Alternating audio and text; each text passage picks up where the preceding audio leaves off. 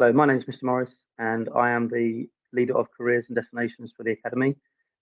This video is intended for parents and students of Year 10 who are going to be Year 10 next year, next academic year 2023-24. And as part of the careers program, we are running work experience, and we've got the funding for that. And what the plan is next July, the 15th to the 19th of July, all Year 10s will be out on a week of work experience. And this video is intended to sort of give you a little bit of information about that so you can start the ball rolling. I know we're a year down the line yet before we get to there, but there's a lot of planning to do. If we're able to get 270 students out, there's a lot of planning that goes with that. So the first thing in order for students to do and make it easier for us is to find their own placements. So that we've had a assembly with the Year 9s, current Year 9s who are going to be taking part in it next year.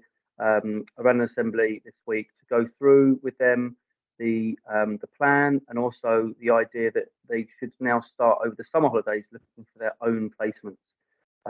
It's a lot more, it's going to be meaningful for them to find their own placements and to be able to do something that they're interested in for the future, not just doing a week of work experience just for the sake of it, but they want to try and, something that's meaningful and something that's going to help them in their future. For example, if they want to work in the sports industry, for example, then they should be looking at working maybe at Freedom Leisure or some of the sports facilities in the town, or even further afield. So what we want the students to do over the summer is to start the ball rolling with this and start to find their own placement. This could be with family, friends, neighbours, relatives, etc. Anyone that's got links to any jobs that they may have. But also they could look at local companies. There's lots of local companies around the town that they could go and approach and ask whether they take work experience students, which a lot of them do. But also look on the internet, some of the companies and businesses around that they do take work experience students as well. So that's the process over the summer holidays. There is, along with this video, you should have an email from myself, which includes a letter, and I'll share that with you now. You should receive a letter that looks like this. This is just a letter that's basically going through the information that I'm sharing with you now. You will also receive a letter which is around kind of some information about finding your work placement and how, why, and how you find an employer, etc., and so on. So that will come out to you as well. But also there will be the own placement form, which needs to be filled in by the students and the company.